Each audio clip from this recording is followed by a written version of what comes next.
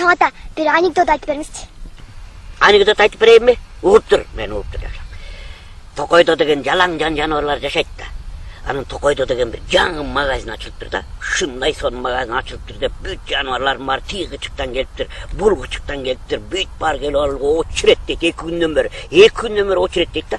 Құдай білсе, şu жаңы магазинге кирсек, сонун товарлар бар бош керек деп, бар тизиле очеретте тұрса, шу арттан қойым келіп, аралап келіп, бұл астық өтіп баратат дейді, анан жолборс көріп қалып, жини келіп тұрып, ей, қоян, сен қандай келесасың деп, мұнды алып тұрып, жүргітіп тұрды артқачы.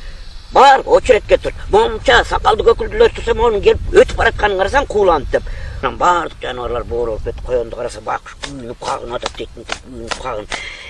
Енең дұрайын, ептеп şu магазинді ашайын десеп, şu жолборс тақыра аштырба қойды деп қойды.